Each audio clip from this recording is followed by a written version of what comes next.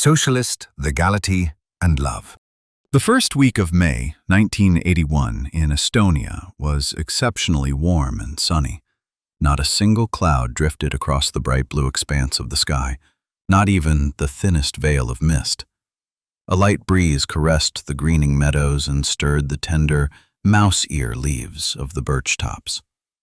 For the first time after a long winter and a chilly spring, the women had dressed in light, translucent dresses, and now they walked along the streets of the small town, swaying their hips and rolling their eyes. A pleasant hum moved from their souls into their bodies. Their flesh craved love.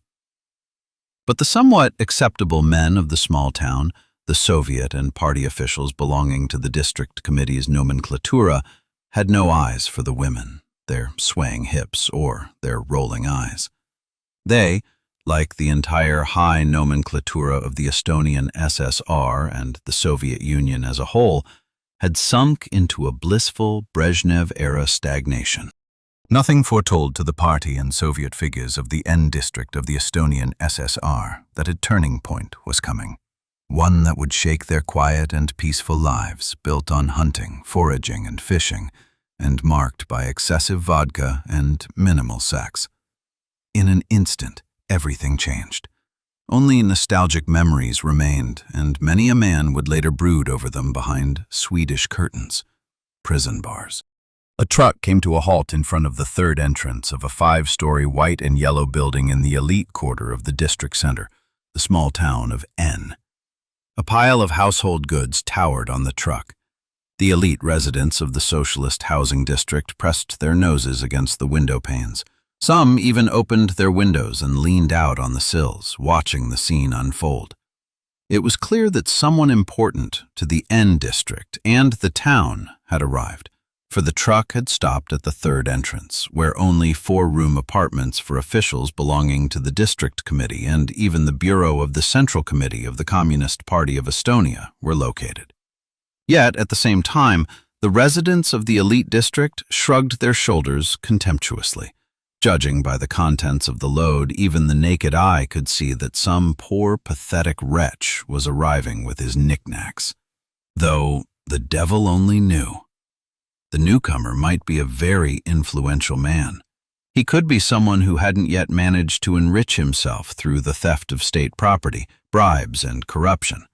A director of some state enterprise, a new second or third secretary of the district party committee, or a high-ranking political commissar from the local rocket base, or maybe even, God forbid, the new district prosecutor.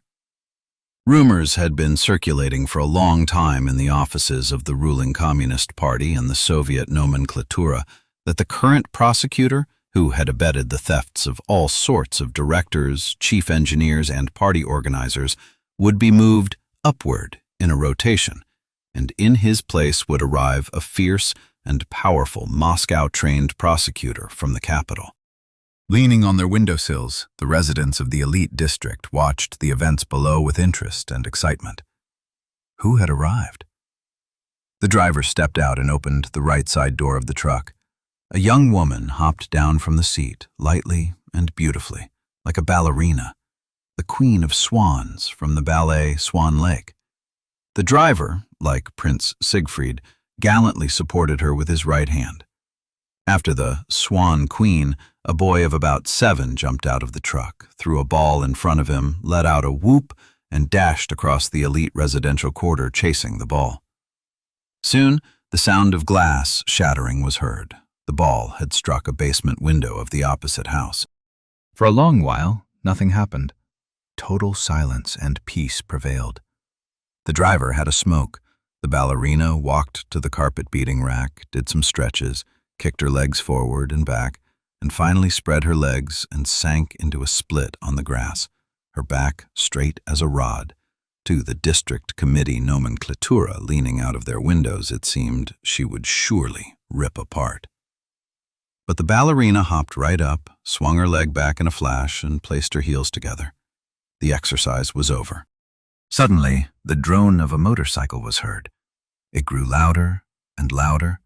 The nearby buildings amplified the engine's roar, and with an authoritative rumble, a twin-cylinder Jawa 350 sped up to the third entrance. A backpack towered on the motorcyclist's back. A helmet covered almost his entire face.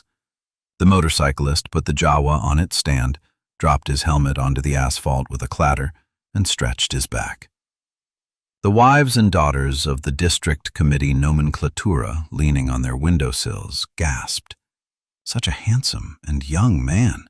Curved, dark eyebrows, sensual lips, a fine Roman nose, and Roman curls. Curls so beautiful they could drive one mad. The ballerina stepped up to the motorcyclist and kissed him on the lips. The motorcyclist patted the woman on the backside. Wait until tonight. The boy was still chasing the ball, gave it a hard kick, and bopped the motorcyclist on the head with it. The family was reunited.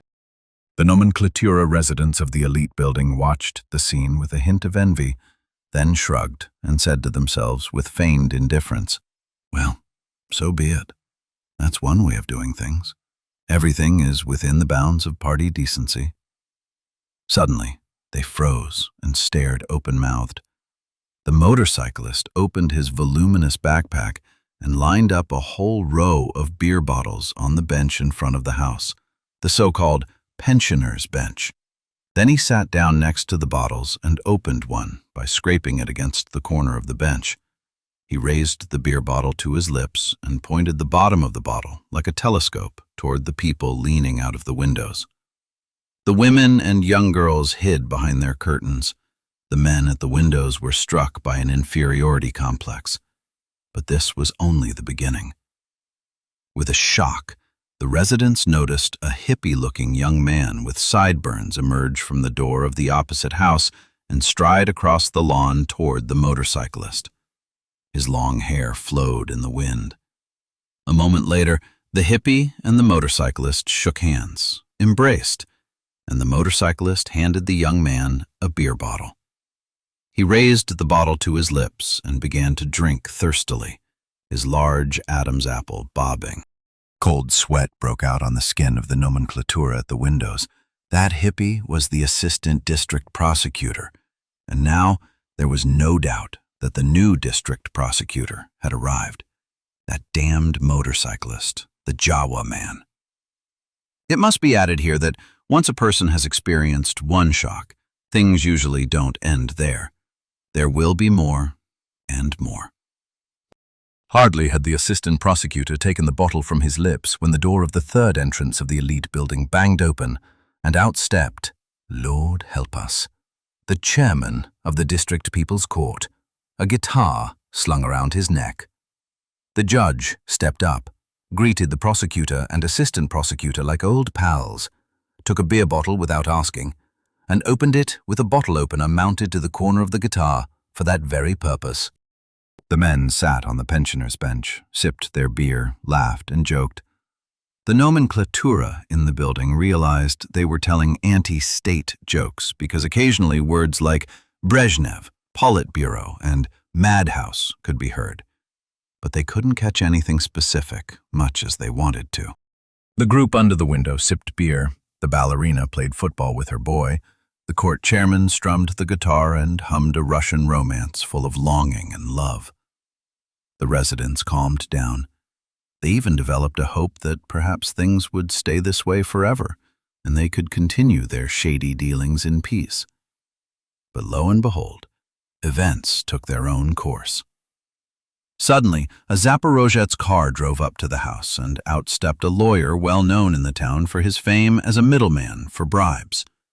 The residents' hearts sank. The troika was here, and even the lawyer. The trial could begin. Fine, so the lawyer was a bribe intermediary, but still, they were all one bunch. And as if fate wanted to crown this damned troika, another figure appeared. A nearly 2-meter-tall, hulking brute of a man emerged from the third entrance of the fourth building. Having stepped out, he slowly turned his head from side to side and grunted a couple of times like a gorilla, and scenting the beer, headed toward the group sitting on the pensioner's bench. The law enforcers drinking beer in public, instead of hiding or fleeing from the gorilla, greeted him with cheers of joy, as if the Lord's blessing or the Messiah had arrived. The newcomer was the newly appointed head of the Committee for State Security, the KGB, for the N District. The men on the bench stood up, raised their beer bottles to their ears, and saluted. The prosecutor, a simple man with Sito roots, unashamedly opened another beer bottle and handed it to the KGB man. The security man took it without ceremony or thanks, as if that was exactly how it should be, as a matter of course and beyond dispute. Now, the Socialist Legality of the Nor District was present in its entirety and could proceed to unload the household goods, to carry all that poor prosecutor's pathetic knickknacks up to the 4-room apartment on the 3rd floor.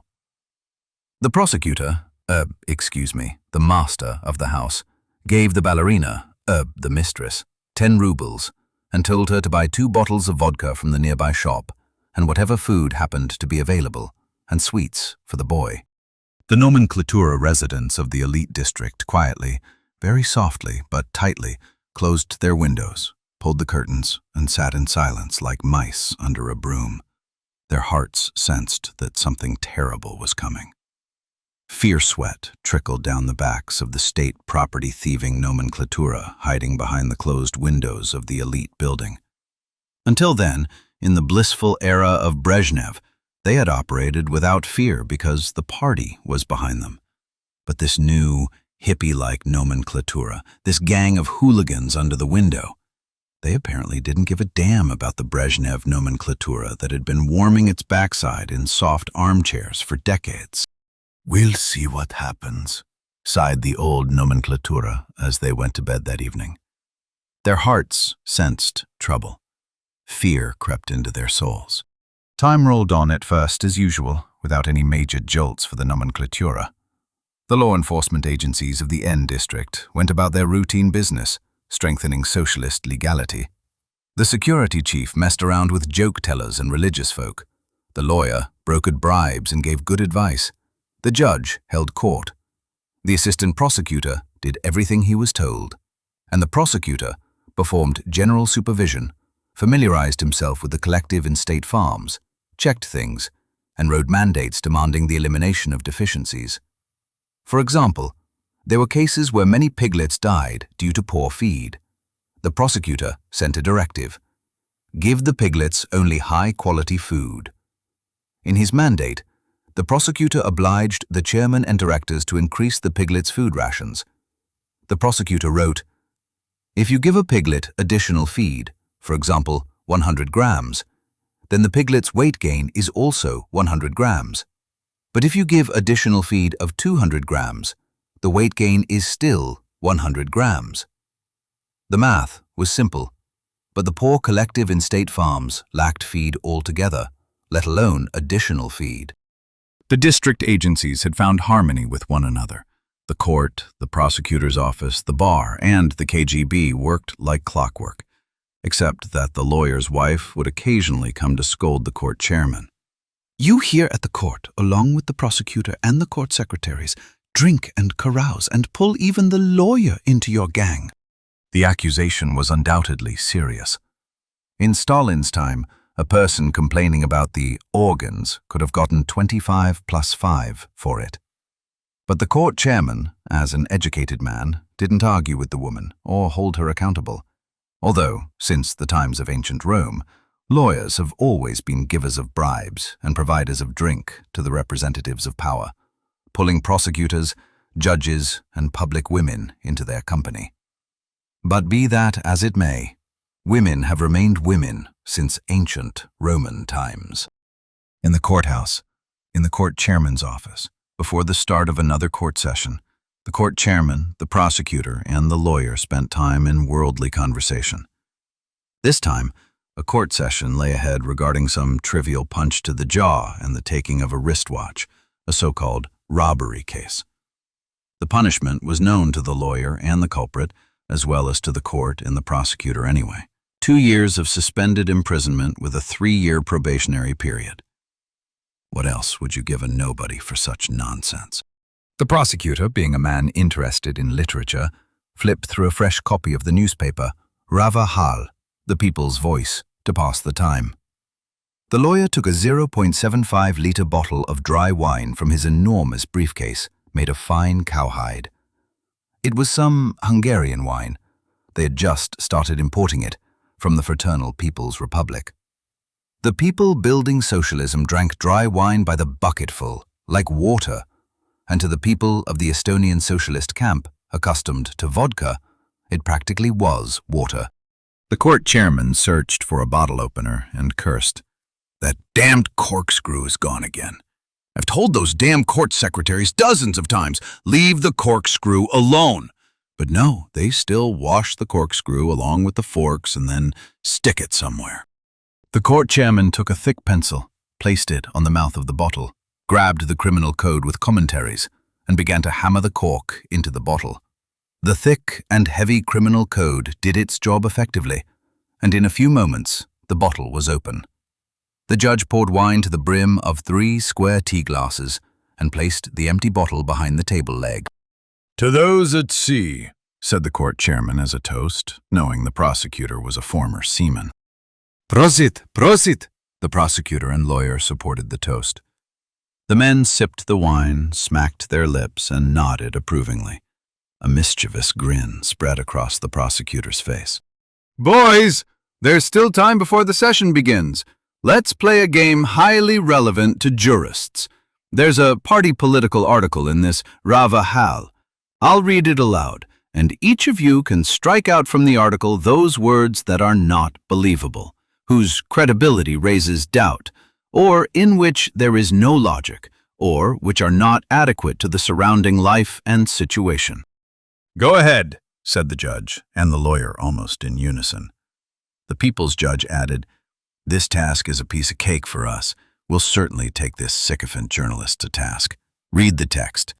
The prosecutor began to read, monotonically and dispassionately, as if reading an indictment. The exemplary tractorist of the Red Dawn collective farm in southeastern Estonia, Komsomol member Uido Truija, rose at 4 in the early morning, took a warm shower, braced himself with cold water, and emerged refreshed from the bathroom. His wife, a primary school teacher, had already prepared freshly baked pancakes and added a bit of coffee cream to the instant coffee. Uido quickly gulped down the cup of coffee, munched on some pancakes, gave his wife a kiss on the cheek, and stepped out into the street. The morning was wonderfully beautiful. The dawn glowed red on the horizon. Dew glistened on the blades of grass. Tractorist Uido stepped toward the collective farm workshop with a joyful heart and a light step to take the tractor and hurry to the field. His senses and thoughts were filled with a passionate desire to fulfill the plan and receive the traveling red banner which flies proudly over the tractor cabin. The prosecutor finished reading, saying, "There's a whole column of this sludge here, but that's enough for now. Tell me your opinions." The prosecutor placed the newspaper on the table so the others could look over the text again. The court chairman, being the representative of judicial power, started first. "Let's start from the beginning. The word exemplary belongs to the realm of discretionary right. Exemplary or not very, is an evaluative question that is always debatable. In the article, exemplary is an unsubstantiated claim. The court will not take it into account. Strike it out." The prosecutor took his turn. "The words Komsomol member are questionable. At the time the article was written, he might have been a Komsomol member. But I know that tractorists hit the bottle and cause trouble. He's likely already been kicked out of the Komsomol. Strike it out. And another thing, the first name, Uido, probably doesn't have the best ring in the organ of the Central Committee of the Communist Party of Estonia and the Soviet bodies. People will make a mental connection with Adolf Hitler. Let's take Uido out." The prosecutor stroked his chin thoughtfully for a few moments, coughed doubtfully, and said, "The surname Lumi, snow, doesn't fit a beautiful spring or summer at all. The writings of these journalists are like the babble of a child. What they said before doesn't match what follows. What follows refutes what came before. Any adequacy to real life is missing. Let's take Lumi out." And in general, this bathroom thing is total nonsense. I'm from southeastern Estonia myself. There were no bathrooms in those parts before, and there aren't now. They go to the sauna there. Bathroom, out. The lawyer presented his opinion. It's not believable that a tractorist, likely still hungover from the previous evening's drinking, gets up at 4 in the early morning, essentially in the middle of the night during the best sleep. In the early morning and at 4 o'clock, out. And this talk that his wife, a primary school teacher who corrects school children's notebooks until the middle of the night, gets up before 4 to bake pancakes for her husband. Oh, pull the other one. And instant coffee? Where the hell did a tractorist get instant coffee? It's not like he's a lawyer who gets everything he needs under the counter. And coffee cream? I haven't seen any coffee cream in the shop. There's sour cream and fresh cream. Let's take the wife, instant coffee, and coffee cream out of the article. The turn reached the court chairman again. There's a significant logical error in this story. It turns out the tractorist drank the coffee and munched the pancakes afterward. It's not believable. Logically, one munches the pancakes and drinks the coffee afterward. Out! And this kiss on the cheek? The judge turned to the lawyer. Do you give your wife a kiss on the cheek at 4 in the morning? The lawyer shrugged in bewilderment. What more do you want? You see, the judge said triumphantly, kiss on the cheek, out. But the words. The morning was wonderfully beautiful. I would keep those. The prosecutor intervened again. Still, there are indeed wonderfully beautiful mornings in southeastern Estonia. That's a known thing, but beautiful to some, not to others, depending on how one fared with women. Undoubtedly, this sentence is beautiful, but it creates different opinions, ambiguity, and stirs envy in many a reader. Therefore, the morning was wonderfully beautiful, out. I'm also a bit worried about the sentence. The dawn glowed red on the horizon. The tractorist of the Red Dawn Collective Farm sees a red dawn on the horizon. Does he see his own collective farm, as it were? The reader might think he didn't even spend the night at home, but was out visiting women in the neighboring collective farm, and now, in the morning, coming to work, sees his Red Dawn Collective Farm before his eyes. All the more so, as it appears from what follows, he was in a hurry, meaning he was late for work. No, this won't do. It causes misunderstanding. The dawn glowed red on the horizon. Out. The lawyer. Literarily, it sounds beautiful. Dew glistened on the blades of grass. In reality, at night, especially if we assume it's around 4 o'clock and the moon isn't shining, nothing glistens, and you have to watch out that you don't poke your eye out. Such a literary exaggeration. Dew glistened on the blades of grass. Out! The court chairman took a sip of wine and said with contempt in his voice, A tractorist like that, who would step toward work with a joyful heart in the early morning in a poor southeastern Estonian collective farm for a small wage, is hard to find and not believable. It's a journalist's unsubstantiated claim and obvious exaggeration, if not a deception of the reader. Out. The office door was opened, and the court secretary poked her head in. Drink up your wine and let's get started. The militia have already brought the crook in. Hold your horses, Helly, the judge said mildly. We're just finishing our extrajudicial discussion. The prosecutor glanced at the newspaper article and said, Only the last sentence is left. Let's give the floor to the lawyer on this question. The lawyer. A passionate desire to fulfill the plan and that pathetic red banner. A passionate desire can be for a woman, but for a plan or against a plan? Nonsense. And then that silly traveling red banner. Total party political sludge. Out! Right then, said the prosecutor. I'll now read out the text that remains. Again, the door opened, and Court Secretary Healy looked in questioningly. "Healy, listen. The prosecutor is summarizing the discussion," the judge called out. The prosecutor stood up importantly, straightened his uniform jacket with its golden buttons and stars, and began to read. "A tractorist of the Red Dawn Collective Farm in southeastern Estonia rose in the morning and stepped toward the collective farm workshop to take the tractor and hurry to the field." The men burst into roaring laughter. The court chairman said approvingly, "Concise and clear, just like a court verdict." The prosecutor still kept the last word for himself. "More like a wanted poster than an article. And I'm not sure if that tractorist ever reached work at all." The lawyer took a pencil and struck out the entire newspaper article. Court Secretary Healy closed the door and muttered to herself angrily, "Idiots." Midsummer Eve had arrived. The district law enforcement agencies had decided to summarize their work achievements for the first half year and gather for a picnic at Lake Veskijärve. Tasks were distributed among the participants, considering the abilities and possibilities of each body. The district KGB chief promised to bring a liter of spirit. This would be procured for him by the chief of the GRU counterintelligence, located near the local rocket base, who in turn would get the spirit from the commander of the rocket division, who received the spirit directly from Moscow. The lawyer took it upon himself to obtain a few bottles of so-called beet wine, or parmatuka, from the local winery.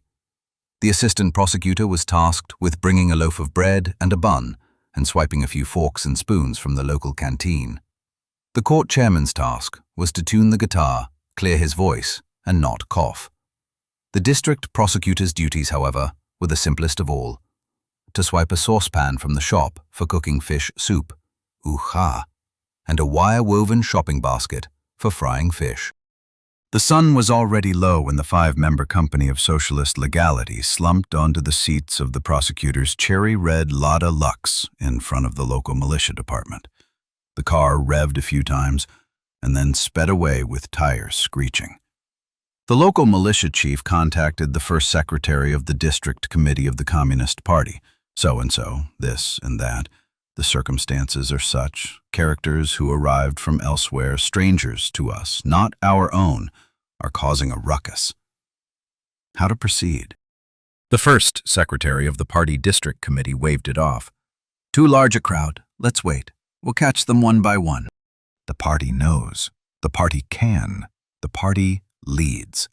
The militia carries it out. By Lake Veskijärve, life showed its best side to the people of Estonia. Splayed pines bent over the water's surface and were reflected in the water as enchantingly beautiful and mysterious. The red sun disk descending in the west colored the lake water blood red, except in its eastern corner where the organs had set themselves up, where the lake surface shimmered from the powerful arm strokes and the rhythmic bobbing of the KGB chief's naked backside in the crystal clear water. In the grove, the birds had finished their singing.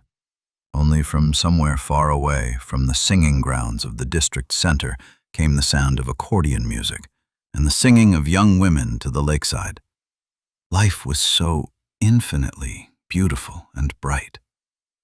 The court chairman, in high spirits from the impending drink, strummed the guitar and hummed a Russian romance full of longing and love. The lawyer sliced the bread and bun. The assistant prosecutor stood knee-deep in the lake water and emptied a local fisherman's nets into the shopping basket stolen by the prosecutor. The prosecutor carried decent logs from a woodpile someone had set up in the woods and prepared a bonfire. The KGB captain took water with the saucepan, and the assistant prosecutor slid the fish into the pan. The lawyer set the wire shopping basket over the fire. The saucepan with the fish was placed into it, and soon the men sat around the fire, waiting for the uha to be ready. An aluminum mug of spirit went around. The lawyer offered everyone a slice of bread to bite on. The atmosphere was breathtakingly pleasant and beautiful. Suddenly, after the third or fourth round, the assistant prosecutor half rose, as if intending to go somewhere or relieve himself.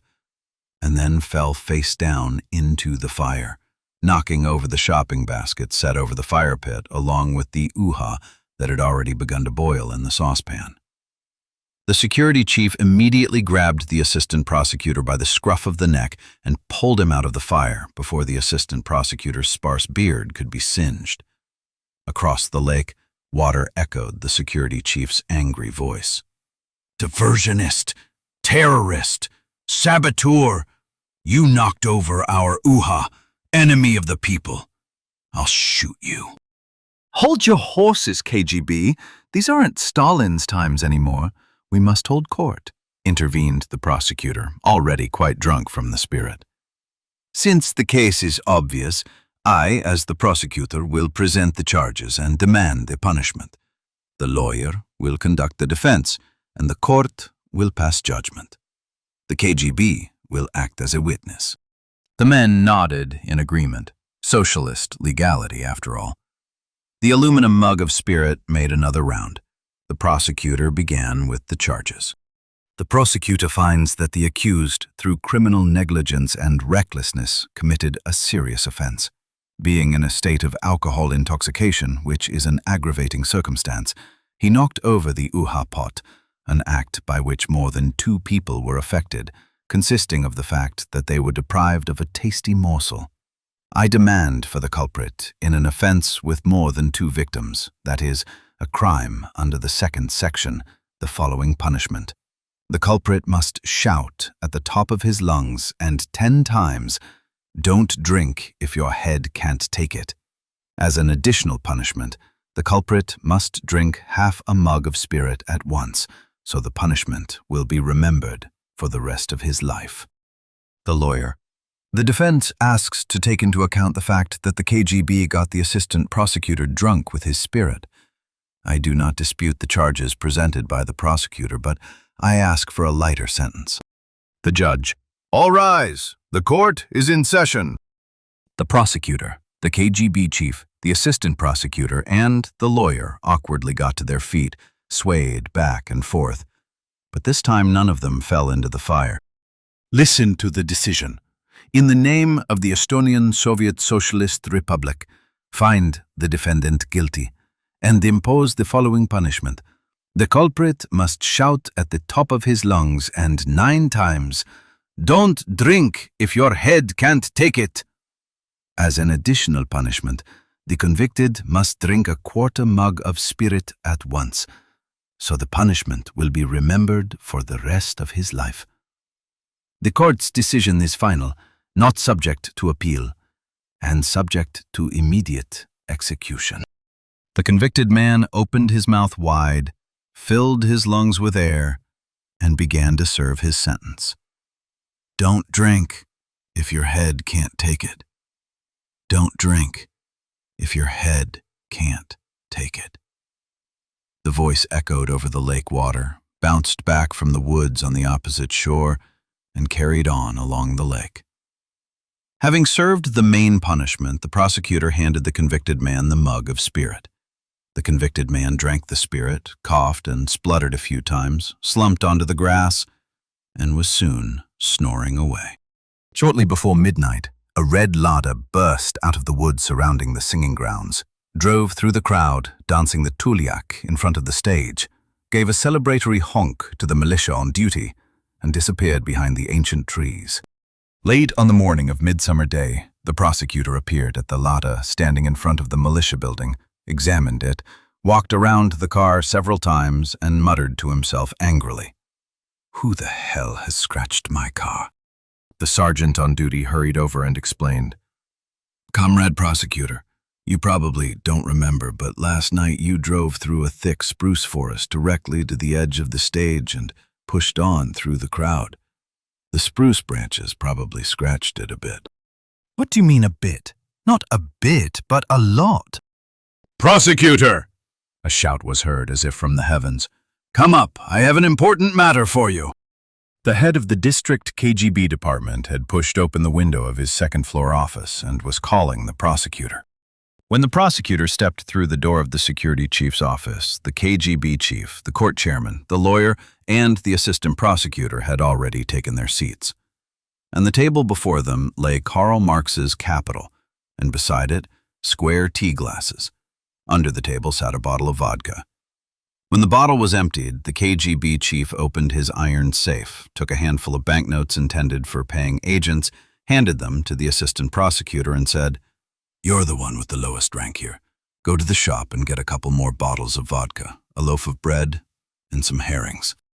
Life in the small town generally proceeded peacefully, while at the same time the law enforcement agencies worked by the sweat of their brows and were always in a hurry. At the end of the work week, they took a breather, relaxing in a manner characteristic of socialist society. Every Friday afternoon, the organs gathered in the security chief's office and read more than 500 pages of vodka. More than 500 pages of Karl Marx's Capital. At the end of the workday, the men arrived home exhausted, their eyes red from intense reading, and went to rest.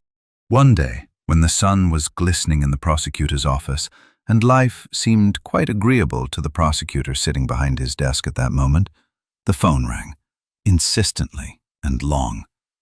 The caller turned out to be the head of the militia's investigation department. He wanted advice. The old investigator was a good and sensible jurist and didn't easily turn to the prosecutor for advice, but it seemed this case was a real nut to crack. "Wait a moment," the prosecutor said into the phone receiver. "I'll come over myself." The head of the investigation department sent a young female investigator to the shop for a bottle of vodka and stayed in his office to wait for the prosecutor. When the prosecutor arrived, the bottle of vodka and snacks were already on the table. By the way, one must always send female investigators for vodka because they have the sense to buy decent snacks to go with it. "Tell me, what's the case?" said the prosecutor. The investigation department head understood the prosecutor perfectly and poured out the vodka. They drank and had some doctor's sausage as a chaser. "Right then," said the prosecutor contentedly after 3 or 4 glasses. "Now let's move on to the second item on the agenda." "Comrade prosecutor, we are stuck in our case like a chicken in tar. Some gypsies from the Gorky region of Russia are driving around the district in 3 Nivas, stopping at farms to ask for a drink, to change the children's diapers. But meanwhile, they're rummaging through cabinets and rooms and stealing whatever they find. They even find money hidden under the laundry in the corner of a cupboard. There are 10 or 15 of them, mainly women and children. We've put the whole lot temporarily behind bars, but we can't keep them for long. They don't give any sensible statements, just talk nonsense." The prosecutor smiled, as if it were good news, and said, "In every person there lies some good germ, some talent. One just needs to find it in oneself. Gypsies are talented thieves and concealers of thefts. Hats off to them for that."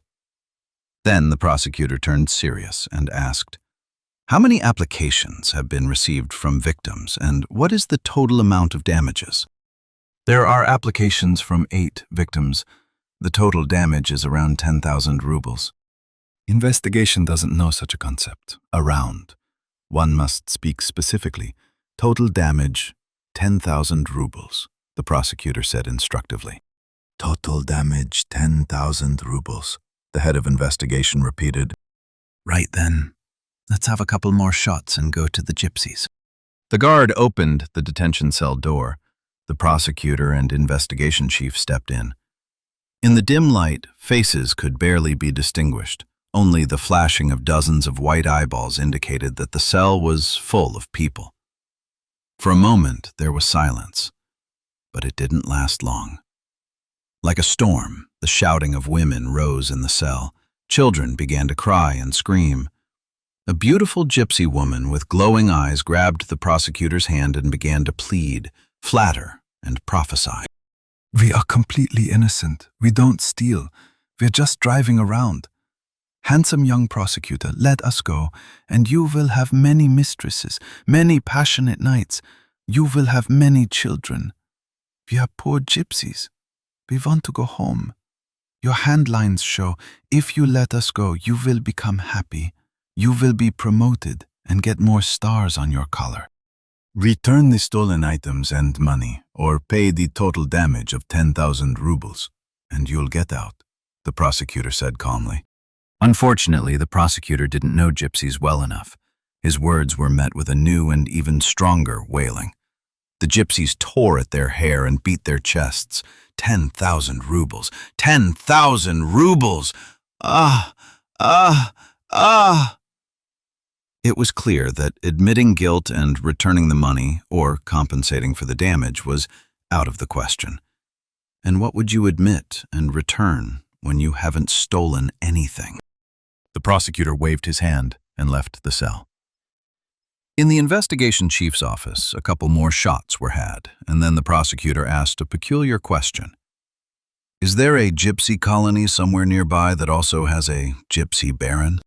The investigation chief said, shrugging his shoulders, Not nearby, but in Latvia, in the small town of Talsi, there is.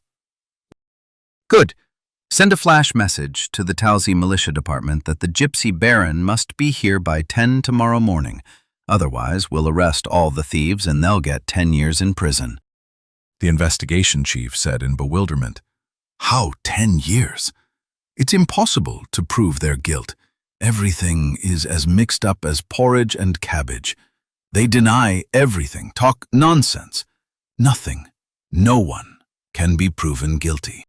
Hold your horses, call the gypsy baron here. The prosecutor doesn't argue with old women. The prosecutor speaks with the gypsy baron. At 10 o'clock the next morning, the call came from the investigation department. The gypsy baron had arrived. As the prosecutor walked in, a stout, dark-faced man with a mustache, past middle age, rose from his chair. His long, curly hair was not just pitch black, but shimmered bluish. There wasn't a single gray hair. The prosecutor extended his hand. District Prosecutor, Gypsy Baron. The gold signet ring on the gypsy baron's middle finger of his right hand was so large that it could be felt even in the prosecutor's palm during the handshake. The two big bosses took their seats opposite each other. Both looked at each other with respect and regard. The gypsy baron admired the young prosecutor and his shining stars on the corners of his collar. The prosecutor, for his part, had the honor of meeting a real gypsy baron for the first time in his life. The gypsy baron waited for the prosecutor to start the conversation first, and then he would surely respond in the manner characteristic of a gypsy baron. He would know how to get into complicated arguments, to make things so messy that even a pig wouldn't eat them.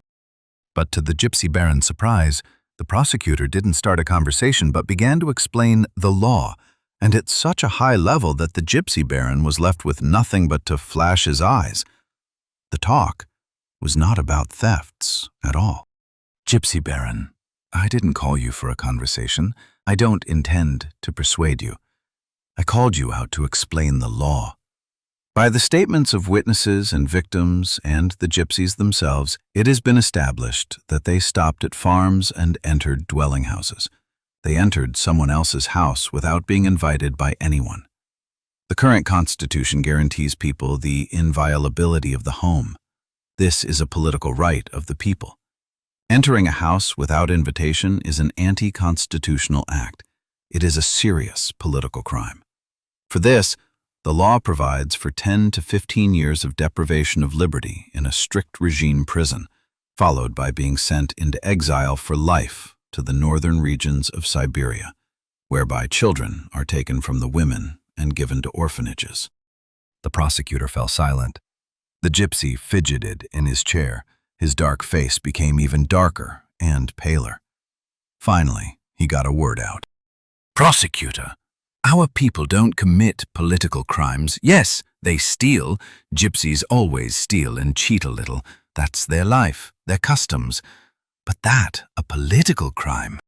Unfortunately, that's just what happened, the prosecutor said sternly. What to do? Surely there must be some way to settle this, the gypsy baron said with anxiety in his voice. There is one possibility. I haven't reported the matter to Moscow yet. If you compensate the damage, a total of 10,000 rubles, we'll let them go, and they can vanish from the borders of the Estonian SSR to their Gorky region.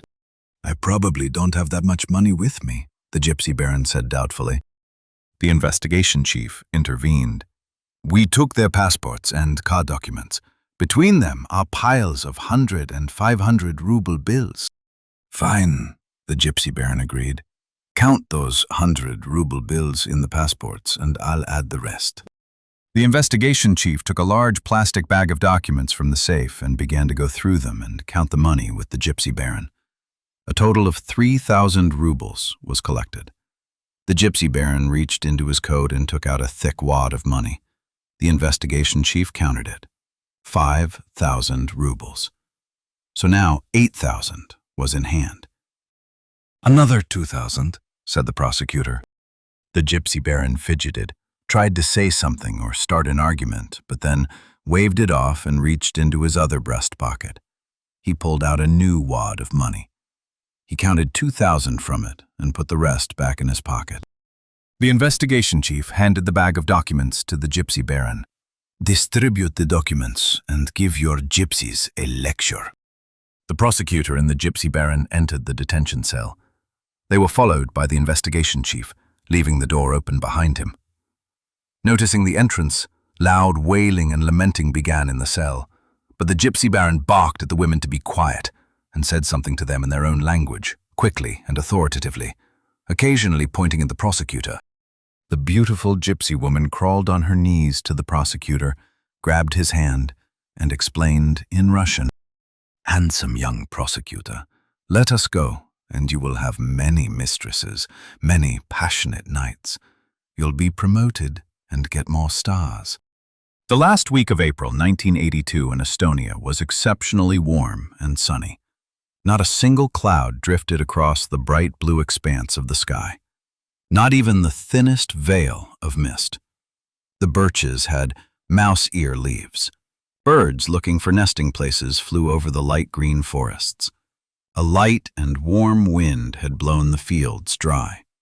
It was an excellent time for plowing and sowing. A week ago, the district prosecutor was summoned to the head of the organizational department of the party committee. Solemnly and with pathos, the high party official said, "You, comrade, have been elected as a delegate to the district party conference." Who elected him and when was not specified, and it wasn't important. The party official handed over a red card, the mandate of a delegate to the party conference. The mandate is used to signal at the party conference. By raising the mandate, one votes, enthusiastically, unanimously, and with one voice. The conference agenda contained only one item, the struggle of communists in the district's state and collective farms for the comprehensive and ahead-of-schedule carrying out of spring sowing. A mandate had also been given to the district security chief. And now, at the party conference, the two law enforcement organs sat side by side. They chatted with each other, made witty remarks, and sometimes laughed openly. The delegates sitting next to them, in front and behind, party organizers, chairmen, directors, and chief agronomists of the collective and state farms, pursed their lips angrily. They wanted to listen to the first secretary's wise and fundamental report, but these two here? At the same time, they didn't dare say anything. After all, they were the prosecutor and the security chief. The first secretary of the party district committee gave his report. "Comrades, the time for plowing and sowing is here. The wind has pulled the fields dry. The sun has done its work. And now we, the communists, must ensure that the struggle in the district's state and collective farms for the comprehensive and ahead-of-schedule carrying out of spring sowing proceeds successfully. We must not lose a single day, not a single hour, not a single minute in this struggle." The first secretary spoke long and extensively. His speech lasted more than 2 hours. After the report, the directors and chairmen, party organizers, and chief agronomists of the state and collective farms gave speeches. The sun shone outside the party district committee window. Time moved on, the clock ticked. But the agricultural specialists, instead of organizing and leading the spring fieldwork, just kept giving speeches and blathering on. "We, the communists, must ensure that the struggle, We must not lose a single day, not a single hour, not a single minute." Long ago, the prosecutor and security chief had finished their chatting and were dozing with their heads on their chests. Having woken up, the security chief lifted his head, rubbed his eyes as if not understanding where he was, yawned with his whole mouth, and turned to the prosecutor as if describing a dream he had just seen. "I have a mess on my hands. An act of diversion was committed at a collective farms dairy. Red paint powder was poured into a 3-ton milk cooling tank." The prosecutor woke up and said in a sleepy voice, "Never mind that. All sorts of piggishness is going on lately. It's not that trivial at all. The matter has been publicized. A report has gone to the party Central Committee and all the way to Moscow.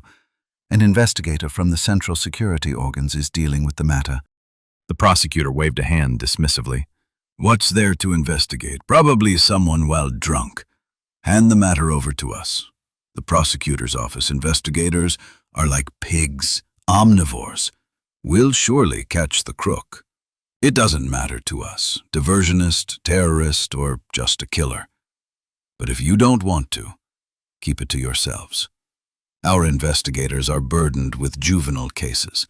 Delinquent children commit jam thefts from basements, roam around construction sites, cowsheds, and break things, scare the dairymaids and night watchmen at night. Who the hell thought that juvenile cases must be investigated by the prosecutor's office? That's more the job of a militia district inspector who walks around with a bundle of rods in his belt." "The matter is not simple at all," the KGB chief argued back, trying to show the seriousness of the matter. "The investigation is taking place at the highest level. Specialists arrived from the capital's KGB, put bugs everywhere in the dairy, even in the staff room. They carried out surveillance and wiretapping for a couple of weeks, but nothing. Not a single lead." The prosecutor wasn't interested in the KGB chief's misery. He had had larger cases ending in corpses. The prosecutor yawned and said boredly, "I've had enough of this party conference. I'm going to plow and sow." "Let's go plow and sow a few 100 grams together. A few hectares. The workday is screwed anyway." The KGB chief supported the prosecutor. The prosecutor and KGB chief had a couple of 100 grams in a nearby canteen, had a modest lunch, and parted ways. The prosecutor headed to work. A peculiar thought was on his mind that made him grin occasionally. The prosecutor's investigator, a young woman, sat conscientiously in her office, flipping through a file and making notes on a sheet of paper. She was evidently preparing for another interrogation or confrontation. "Listen, Ilona, there is a matter," the prosecutor said in a friendly and somewhat indifferent voice, as if the matter didn't especially interest him. "Do we have a case in progress where a juvenile or a gang of juveniles roams the cowsheds at night, scares the dairymaids, and does other piggishness?" "There's one brat, a child of drunks, just over 14, slightly taller than this desk. Obviously physically and mentally underdeveloped, though not legally insane. He's like a wild domestic cat, completely crazy. He hung around collective farm shops waiting for village men, grabbed a bottle of vodka from their pockets and made a run for it. At night, he chased dairymaids around the barn with a pocket knife for his own amusement. He turned the tap of a milk cooler and let 3 tons of milk run out. He took a half-full bottle of vodka from a sleeping, drunk dairy night watchman." "Enough, that's enough." The prosecutor stopped the investigator's report. "But is there talk of red paint powder thrown into a milk cooler?"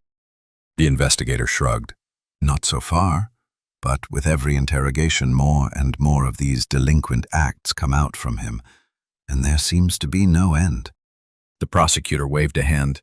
"Don't interrogate that wildcat anymore. That's enough. There's no way compensation will come from those drunk parents anyway, and the punishment is always the same, being sent to a special school. Prepare the indictment, and I'll send the case to court. I'll speak with the lawyer. Tell him to train his client to keep his jaw shut and not blabber anymore, to speak only what's written in the indictment. Or even better, not to speak at all in court. to stick to the statements given during investigation. Where is this wildcat now? Don't you remember that you took him into custody nearly a month ago? The investigator wondered. Damn it! If I had to remember all the crooks, be they large or small, I'd have a village council between my shoulders, not a head, the prosecutor said fiercely. But at the same time, he softened. It's good that he's in custody. No more episodes will be added. You wish, the investigator said with an ironic grin. At the last interrogation, he swiped my cigarettes and lighter. He probably empties the prison guard's pockets as well. The prosecutor burst out laughing. This fellow's place is not in prison, but in the Academy of Sciences. The investigator finished the matter quickly, and just a few days later, the culprit was in the prosecutor's office with the lawyer, familiarizing themselves with the bulky file. On a chair, his head at the same height as the table, sat a boy, looking like a 7- or 8-year-old, with a shriveled old man's face. It was clear that he had felt misery and distress even in the womb. A militiaman stood guard by the door.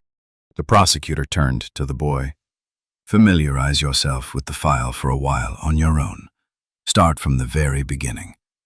I want to speak with the lawyer.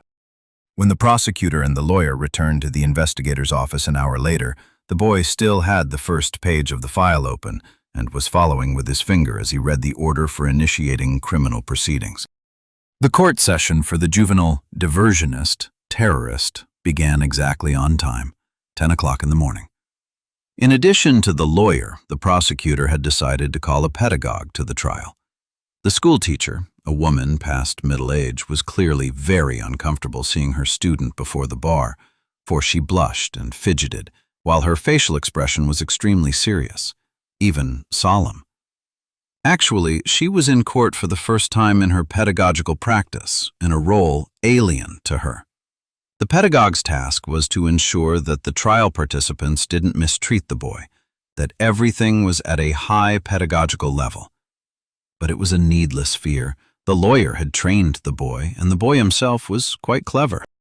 The court session began. The judge asked simply, with even fatherly mildness, "Do you admit your guilt?" "I admit it." "Fully?" "Fully." "Do you regret it?" "I regret it." "Won't do it again?" "Won't do it." "Have you confessed to all the offenses?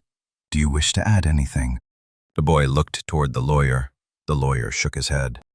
"I don't wish to add anything," said the boy. The prosecutor coughed contentedly. The court turned to the prosecutor. "Does the prosecutor have any questions?" "None." "Does the lawyer wish to clarify anything?" "No." "Good. Let's proceed to interrogate the witnesses and victims," said the judge, and began to flip through the file. There was a whole row of witnesses and victims, but the lawyer had explained outside the door before the session, as if in passing and in a loud voice, "The victims and witnesses don't have to give statements in court. Not to waste time, one can simply tell the court, 'I stick to the statements given to the investigator and don't wish to add anything.'" The victims and witnesses passed before the judge and said the ritual sentence, "I stick to the statements given to the investigator and don't wish to add anything." Meanwhile, the prosecutor and lawyer sat at tables facing each other, looked at each other, occasionally glided their eyes over the unhappy, already tiny but even more hunched-up defendant before the judge, and snickered into their hands, barely holding back laughter. The judicial investigation reached its end. The court debates began. The prosecutor didn't waste much time on the court speech. The prosecutor found that the offenses were proven and the culprit must be punished.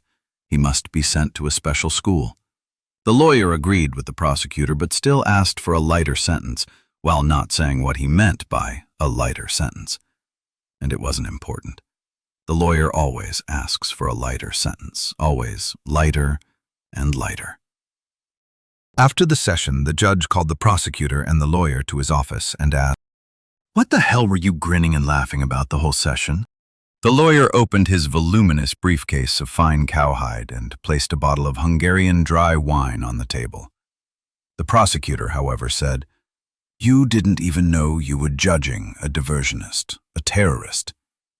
The prosecutor briefly explained the case. The judge burst into merry laughter. The KGB won't find anything anymore. The terrorist goes to a special school and the tracks go into the water. Let the KGB investigate and plant its bugs. That's their favorite activity. The judge grabbed the thick criminal code, placed the pencil tip on the mouth of the bottle, and began to hammer the cork in. Having opened the bottle in his usual manner, he poured the wine into square tea glasses and placed the empty bottle behind the table leg. Time in the socialist camp rolled on. The clock ticked, counting minutes and hours. In November 1982, all television stations of the Soviet Union broadcast a great thud. The General Secretary of the Central Committee of the Communist Party of the Soviet Union, Comrade Brezhnev, was dropped into a grave dug by the Kremlin wall. Brezhnev was gone, and 1/6 of the world came to be ruled by a new party general secretary, Comrade Andropov. Andropov was as old and frail as Brezhnev had been, and as all members of the Politburo were. However, he had one feature that distinguished him from the others. He had been the head of the USSR KGB for a long time. And since he was, so to speak, the USSR's head Chekist, he took it as a matter of course that he was a fighting-natured party general secretary. And that was enough for fear sweat to rise on the foreheads of the state property-thieving Brezhnev-era nomenclatura. Since Andropov suffered from kidney and liver disease, he first began to fight against alcohol consumption and consumers, although as a young man he had been quite fond of cognac. It must be said in advance that a year later, Andropov died in this struggle, but not a hero's death. Andropov didn't just fight against alcohol users, but since his health no longer allowed him to drink, he found all sorts of malpractices, the characters involved in them, and antics distasteful. And most importantly, he believed he could root out the corruption in Russia that had spread like a cancer into all party and Soviet organs. Realizing that the fish begins to rot from the head, Andropov started with Brezhnev's inner circle. Andropov, unable to wait for Brezhnev's death, initiated a criminal case 10 days before Brezhnev was thudded into his grave against the director of Moscow Gastronom No. 1, the so-called Yeliseyev store, because his health no longer allowed him to consume all sorts of exotic, pungent delicacies. The director of Gastronom No. 1, Yuri Sokolov, had for decades served the high officials of the party Central Committee and the city of Moscow through the back door. The supply of goods to this shop was not just communistically abundant, but heavenly. Everything the heart desired could be found here. Of course, an ordinary person could also step into the shop directly from Gorky Street, and there was something to buy, but the shop counters showed only the tip of the iceberg. The lower part was in the back rooms and giant cellars and refrigerators of the shop. Yuri Sokolov was sentenced to death, and the sentence was carried out during Chernenko's time, and Chernenko himself died 3 months after his victim's execution. The investigation of Yuri Sokolov's case had hardly begun when Andropov took up the next victim. This was Brezhnev's longtime friend and comrade in arms, the USSR Minister of Internal Affairs, Nikolai Shelikov. 26 volumes of files were collected to describe the wealth plundered by this insolent and extremely vain thief of a minister. In fear of arrest, his wife shot herself on February 19, 1983, and Shelikov killed himself on December 13, 1984. However, Andropov showed mercy to Yuri Cherbanov, the young husband of Brezhnev's beloved daughter, Galina Brezhneva, although Cherbanov was involved in the extensive Uzbek cotton corruption case as a bribe-taker and intermediary. Andropov, wishing to be gallant toward a woman, told Galina, "As long as I am alive, Yuri Cherbanov will not be arrested." But in the Uzbek cotton case, dozens and dozens of smaller and larger characters went to prison, and finally, Yuri Cherbanov was also put away. Galina began to drink. Rather, she had been drinking before, but after losing her 10 years younger husband, Galina became a total alcoholic. One can understand a woman.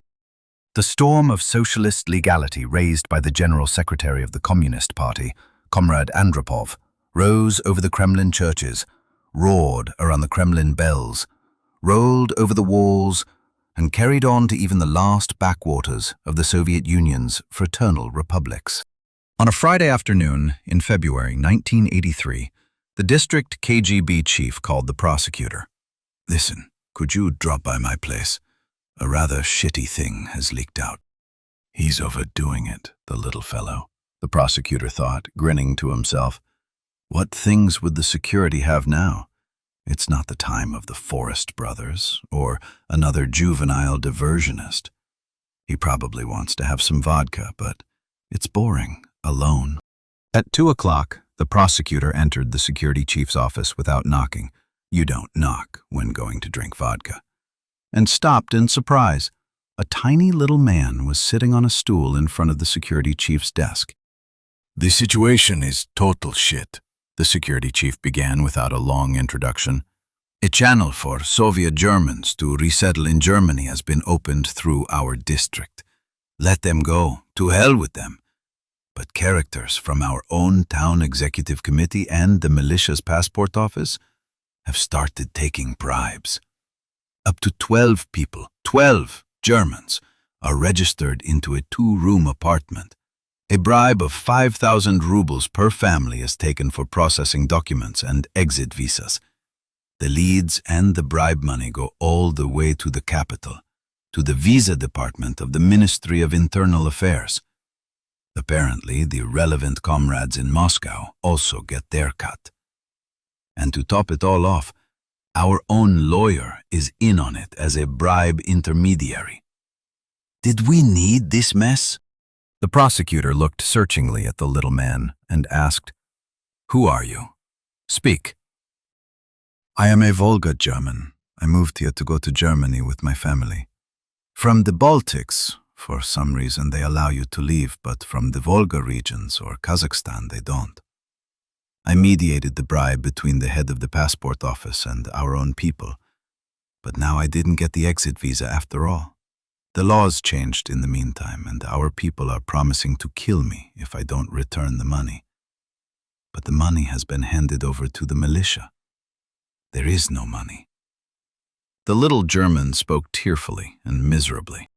"Right then, go into the corridor and wait," the prosecutor said calmly. Then he turned to the KGB chief.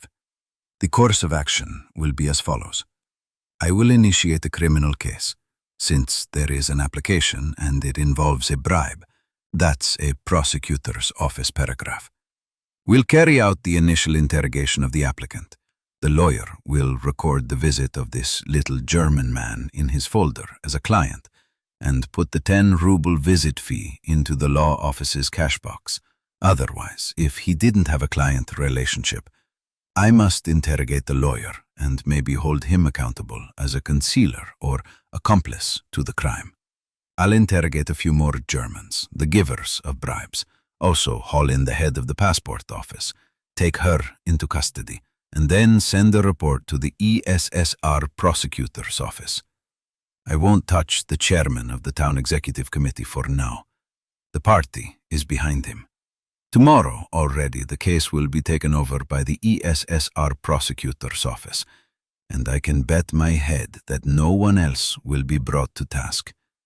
As for the bigger fish, the whole thing will be hushed up. Pour it out."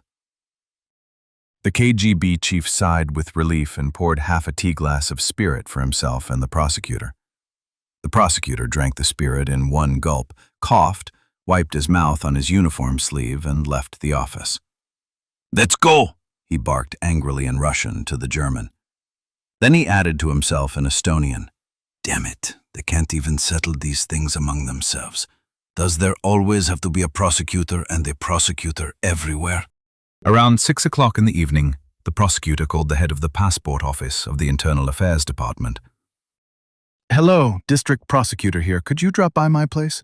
A pleasant female voice replied alluringly, "What does the handsome young prosecutor want at 6 o'clock in the evening?" "Well, there's this and that," "Some wishes?" the prosecutor replied modestly, even a bit confused by the woman's tender voice. At exactly 6 o'clock in the evening, a beautiful woman of about 35, extremely attractive to men, opened the door of the prosecutor's office. The prosecutor breathed in deeply and thought to himself, "You won't leave this office as a free person anymore, and you'll see freedom in 10 years if you're still alive." After a long interrogation and a search of her apartment and office, the doors of a detention cell closed behind the beautiful woman. The matter was taken into the proceedings of an investigator for especially important cases of the Estonian SSR prosecutor's office, and the only one who went to trial and received a punishment was the head of the passport office, that beautiful woman. Regarding the givers and intermediaries of the bribes, the case was terminated. For the higher sitting officials, everything was hushed up. The head of the passport office, the beautiful woman, got 10 years of deprivation of liberty. P.S. The investigation showed that at the expense of this beautiful woman, the head of the passport office, all the employees of the Internal Affairs Department and the district KGB lived, ate sweets and biscuits, and drank the best cognac. Money flowed through the woman's fingers like water. During the search, in the woman's small 2-room apartment, investigators found only a couple of musical boxes from Germany with soul-stirring Christmas melodies, and about a dozen Christmas cards sent as a token of thanks by Germans who had happily reached their homeland. The cards were beautiful, silvery shining angels, a cozy golden stable, Jesus Christ in a manger, with sheep and rams around the manger. The chairman of the town executive committee, a pleasant, middle-aged woman, survived the shock associated with the passport office affair and the illegal registrations, and escaped prison, true, largely thanks to the intercession of the first secretary of the party district committee, who was a family friend of the town executive chairwoman. The Estonian SSR prosecutor's office separated the episodes of illegal registrations from the criminal case of the passport office head into a separate proceeding, and later terminated that case. The reason given in the order for terminating the criminal case was the lack of public interest. But if prison is already crying for someone, there is no escape, for the doors of the jailhouse are closed to no one. On a November morning in 1983, the prosecutor sat at his desk in his office and twiddled his thumbs. The mail had been reviewed, ordinary complaints of people about their neighbors. There was also one letter marked Top Secret. In this letter, the ESSR prosecutor's office made it known that the number of acts of hooliganism in the Estonian SSR had risen sharply and obliged district and city prosecutors to intensify the struggle against such a malpractice. Ha! Secret. People in the cities and districts of the ESSR had felt the rampant delinquency on their own skin anyway, and also knew that the militia couldn't be bothered to deal with such trivial matters, because criminal cases were initiated and processed selectively. First of all, those where some nomenclatura character was the victim, the theft of mirrors or windshield wipers from their cars, break-ins into the cellars and summer houses of the nomenclatura, and other such things. The prosecutor looked out the window. The bleak, sleety, and dismal November weather and the trivial complaints of people motivated by envy of their neighbors created a feeling of irritation in his soul. "Damned November," the prosecutor muttered to himself. "Such a month shouldn't exist on Earth at all." The prosecutor reached for the phone to call the district KGB chief. What's he messing around there with his religious folk and joke-tellers? Better to fight drinking together. But this time, due to circumstances beyond the prosecutor's control, the effort was aborted. There was a knock on the prosecutor's office door, strong and authoritative. The chairman, or rather chairwoman, of the executive committee of the N-City Soviet of People's Deputies stepped in. She strode quickly to the prosecutor's desk and threw a handwritten application before the prosecutor. A fairly bulky envelope was attached to it. The executive committee chairwoman spoke in a rapid and excited voice. "I also visited the first secretary of the district party committee about this matter, but now I'm hurrying back to work." Before the prosecutor could react or say anything, The chairwoman was gone. The prosecutor began to read the application written in the beautiful and neat handwriting of a woman. The applicant reported that some pensioner, so-and-so, came to her to beg for an apartment. He supposedly had a 2-room apartment with stove heating and no bathroom. His daughter was nearly of age, and his wife was bedridden. The pensioner asked for a 3-room apartment with central heating and offered the town executive committee chairwoman a bribe of 500 rubles. The chairwoman refused, gave the money back, but half an hour later the pensioner returned, left the envelope with the money on the desk, and departed. The town executive committee chairwoman requested in her application that the bribe offerer be held accountable according to socialist legality. The prosecutor read the letter and fell into thought. That the town chairwoman took bribes for the allocation of apartments was something every dog in town knew. Apparently something had now gone wrong for her. Either the sum was too small, or the chairwoman feared a provocation. The prosecutor's door was pushed open, and the assistant prosecutor stepped in, a beer bottle in each hand. "What are you crouching here for? Better to have a beer?" said the assistant prosecutor. It was clear that he hadn't just been crouching in his office. "Beer won't be enough here," the prosecutor said, opening the bottle against the corner of the table. "Here, read this crap." The assistant prosecutor took the beer bottle from his mouth, placed it within reach, and took the paper with a bored expression. He cast a quick glance over the paper and threw it onto the table with contempt. "Stupid woman comes to stir up an anthill. Now we have to start drilling and investigating to clean up the reputation of this bribe-taking executive committee chairwoman. Damn it, if the party gives a person an office, let it also give them a brain." The assistant prosecutor reached for the envelope to see how much money was in there, but the prosecutor barked, "Don't touch it.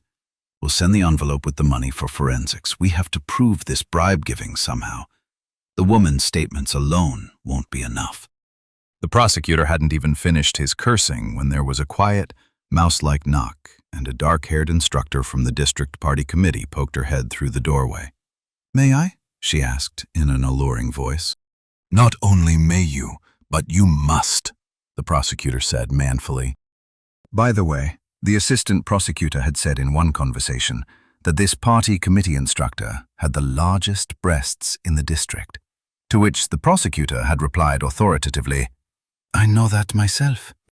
The party committee instructor walked around the table to the prosecutor's side, placed her left breast on the shoulder of the prosecutor sitting at the desk, and said, "Documents from the first secretary of the district committee. Confidential." In doing so, she secretly scratched the prosecutor's back with her fingers and said quietly in his ear, "I'll be home at 8 tonight." The party committee instructor turned toward the door without saying goodbye. The prosecutor called after her, "Tell the first secretary I'll drop by tonight." The instructor giggled. The prosecutor opened the bulky envelope and took out a wad of letters. "Love letters from the first secretary," the assistant prosecutor quipped. "The party's love is deceptive, sometimes even devilish," the prosecutor said, and began to read the letters. He glanced quickly over the lines, threw the letter on the desk, and reached for the next. In a few moments, all 8 letters were read. The prosecutor shook his head, shrugged, took a healthy swig of beer, and said indignantly, "This stupid woman hasn't just stirred up an anthill, she's put her head into a lion's jaws." "Read!" The prosecutor pushed the pile of letters in front of the assistant prosecutor. The assistant prosecutor read a couple of letters and gave a long whistle. "Well, what do you know? A victim. Here are dozens of episodes of bribe-taking and bribe-giving written down. Proving them is a piece of cake. And this damned first secretary, he concealed crimes, kept the crime reports in his own hands. But now, he let the shit hit the fan, got scared, and sent them to the prosecutor's office. What a life. This really makes one want to drink." "Drinking is far from the matter this time," the prosecutor said worriedly. "But if that's how it is, if the party and the government want it so, let it be. I'll initiate a criminal case for bribe-giving and bribe-taking." Then he turned to the assistant prosecutor. "Take my car. Find all these people mentioned in the letters who were desperate for apartments, the bribe givers, and haul them to the prosecutor's office. The investigator will interrogate the executive committee chairwoman on all the bribe episodes. Before midnight, the initial investigative acts must be done, and in the morning, I am driving to the capital with a report to the Estonian SSR prosecutor's office.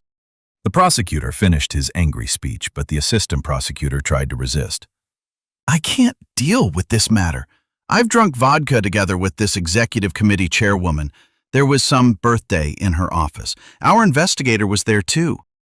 Well, so what? I was there too, the prosecutor said fiercely. We can't exempt everyone we've drunk vodka with from punishment. And I already said, in the morning, I'm handing the case over to the ESSR prosecutor's office. Call the investigator here. The investigator, a young woman, stood hesitantly before the prosecutor's desk. She could never know whether the prosecutor needed her for work or, so to speak, extrajudicially. Sit down. Why are you standing? The prosecutor said, showing no emotion. The matter is that, first of all, read through this pile of love letters, make notes for yourself, prepare yourself, and interrogate the town executive committee chairwoman on all the episodes mentioned in these love letters. Don't press too hard.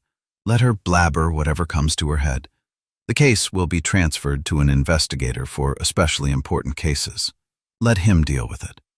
By the way, the first secretary of the district party committee must also be interrogated, but let that be a treat for the especially important investigator.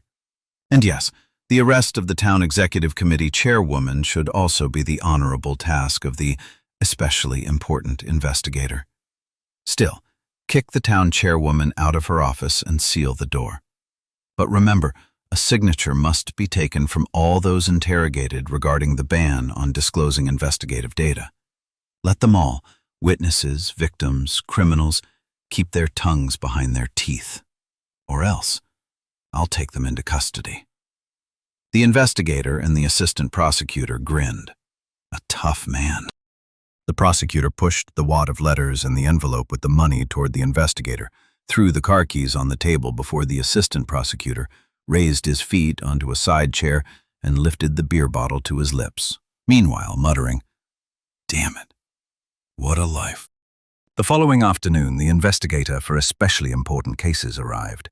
He formed an investigation group, which also included the district prosecutor's investigator and the assistant prosecutor.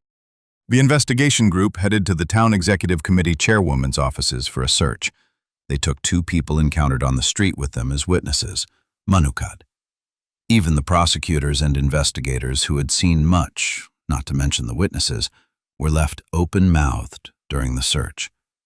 The wall cabinet in the office of the chairwoman of the City Soviet Executive Committee was full from floor to ceiling with cognac bottles and Kalev chocolate boxes of every size. But it wasn't the aforementioned that made the witnesses gasp or brought them to the verge of fainting. Here, they were faced with a phenomenon completely incomprehensible to an ordinary person. When the especially important investigator, as if understanding or searching for something, opened the lid of a chocolate box, he was met by chocolates that had turned completely gray, as if moldy from sitting for a long time. The witnesses were speechless with wonder. In our times, and chocolates gone moldy from sitting. Holy God. The investigator for especially important cases grinned to himself and kept opening chocolate boxes one after another, still searching and searching for something. Suddenly, he raised a box high in triumph and showed it to the witnesses. On top of the chocolates in the box was placed a thick wad of 100-ruble bills. The investigator began to count in the presence of the witnesses. 1,000 rubles. In the next box, and the next, and the one after that, banknotes were discovered again and again. 500, in some also 1,000 rubles. Noticing the witnesses' extremely surprised looks, the especially important investigator said instructively, A person who is fed to the full becomes lazy and slovenly. February 1984. Yet another General Secretary of the Central Committee of the Communist Party of the USSR, Comrade Andropov, had, in sailors' terms, slipped his cables. In his place stepped the asthmatic, heavily panting, barely living Chernyenko. Stagnation, which had never really ended, deepened even further. In December 1984, before Christmas, a bit more than 3.5 years from the day the prosecutor arrived in the North District for his new position, the prosecutor sat alone in his office. The clock in the office struck the 9th hour of the evening. Time. That damned time that had always chased the prosecutor, now stretched like a snail. There was still time. There was still time. At 10 o'clock, the through train leaves this small town's railway station and heads for the capital. This train takes the sailor-souled prosecutor back to where he had come from. A couple of days ago, a truck had stopped in front of the third entrance of the 5-story apartment building in the elite district, and workmen loaded the prosecutor's knickknacks into the truck bed. They hadn't even increased during the prosecutor's reign. Rather, they had decreased, because many a stool or chair with a broken leg had been thrown away in the meantime. The prosecutor sat in his office, his thoughts scattered. During the day, he had handed over the affairs and car keys to the new prosecutor, a young man just starting out. The handover of affairs went quickly, with the signing of a document. The young man took the car keys without hiding his excitement and hurried out the door. The Lada Lux official car was waiting at the door, and in those days, not every man had one under his backside. The prosecutor sat in his office, emptiness in his soul. What had been done? What had been left undone? In truth, nothing had been done, and nothing had been left undone either. He had fallen into a quagmire, but from the perspective of socialist legality, the entire Soviet Union was one huge quagmire, without hope and without an exit. The N District was the hunting ground, the crayfish catching and fishing spot of the capital's nomenklatura. Here, the high party and Soviet nomenklatura of the capital came to have fun and relax in the sauna. They had built communism for themselves and were enjoying life. At the same time, the district's corrupt nomenklatura operated without fear. The party was behind them. At 9:30 in the evening, the prosecutor left his office, threw the keys into the mailbox, and strode through the blizzard toward the railway station. Exactly at 10 o'clock, the train began to move. The prosecutor looked into the coupe window for a farewell. At the station front, under the yellow lanterns, stood a dark-haired woman and waved. It seemed to the prosecutor that she was waving to him, but maybe also to someone else. Epilogue. After the prosecutor's departure, on the following Saturday, a conference of the district party organization took place. At this conference, the first secretary of the party committee was dismissed from office. He was directed to trade union work, to fight for the rights of the working class. The first secretary of the party district committee was blamed for some isolated deficiencies in the selection, education, and placement of personnel. In his place, a middle-aged lady with beautiful, thick red hair was elected. The woman lived a lonely life because her husband was a builder and spent months at a time in Siberia at the Surgut oil wells, raking in big money. The district's first lady set out with a firm hand to lead the district party organization, while at the same time showing feminine weakness. She soon fell in love with the KGB chief, that huge gorilla. Their happiness didn't last long. Someone reported to the party central committee, and the party sent the KGB chief back to where he came from, this time as a lawyer for a brewery. By the way, that is a very good workplace. You no longer need to buy beer with agent money, but can just take it from the bottling line. A month later, the chairman of the People's Court left his office. Feeling the call of his genes, he became, like his father and grandfather, a jeweler. The assistant prosecutor who years ago by Lake Veskiatova had received a harsh punishment from the Troika had learned to drink vodka like a human being, and had become a decent jurist. He was transferred to a larger district as the chairman of the People's Court. The lawyer, a bulky briefcase of fine cowhide under his arm, was still bustling around the town, brokering bribes and giving good advice. But as for the prosecutor, rumors circulated that he had sent the whole business of the prosecutor's office and Socialist Legality to the devil, and had gone to sea. The reader probably asks, love? What happened to the love promised in the title of the story? Where is the love? Dear reader, human nature is much the same both in a palace and in a lockup. Love is where the sun shines, and also where the sun does not shine. Love is everywhere, inside you and around you.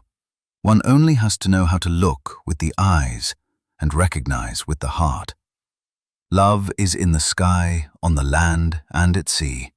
But so that you, dear reader, wouldn't be angry with me, I offer you a poem that the young sailor-souled prosecutor always declaimed when the joint trade union annual meetings of the prosecutor's office, the court, and the bar took place.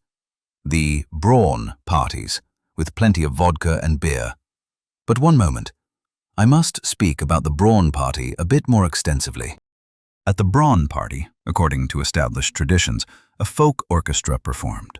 The men lined up, weights were hung between their legs, 1, 2, 3, 4, and 5 kilogram weights, and sometimes even a heavier weight.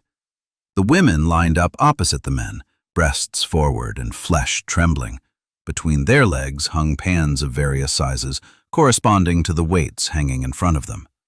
And then the men and women began to rock and sway, forward and back, forward and back.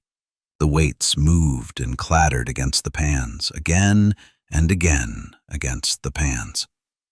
According to the scenario, the gist of the matter was that under the direction of the conductor, who was the deputy chairman of the district executive committee, the orchestra had to play the melody Kremli Kelad, Kremlin bells.